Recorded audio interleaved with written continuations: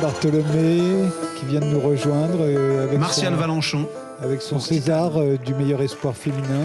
Gravé à mon nom. Il est gravé à votre nom. Parlez bien près du micro. Ouais. Est-ce qu'il est lourd? Un peu. 3 kilos, je crois. Ouais. Mais depuis Venise et depuis Lion d'Or, il commence à peser. Hein. Ce film, plus que ce César, c'est incroyable le parcours qu'il a eu. Comment il vous a marqué ce film? De quelle manière? Je pense que déjà, il m'a confrontée à ma propre ignorance, qui est celle... J'avais aucune idée, en fait, de la réalité d'un processus de l'avortement clandestin.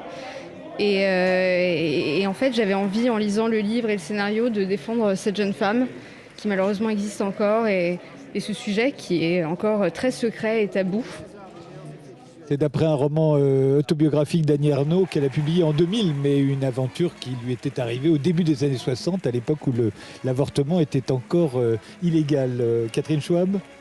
Et vous avez l'impression de vous être enrichi de cette lecture et du jeu lui-même. Vous avez vraiment intégré les terreurs et le stress aussi des semaines qui passent et ce moment qui n'arrive pas. Ce qui m'a nourri, comme je l'ai dit, en lisant le livre et en voyant, en découvrant ce que je connaissais pas, j'ai ressenti aussi une certaine colère. Et je pense que c'est cette colère-là qui m'a guidée tout au long du tournage et qui m'a permis de défendre ce personnage avec le plus de détermination possible.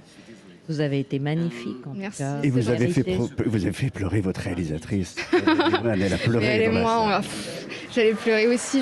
J'avais les larmes, elles étaient là, quoi. Mais Merci Anna-Maria Bartholomé. Je vous laisse continuer votre parcours de gagnante.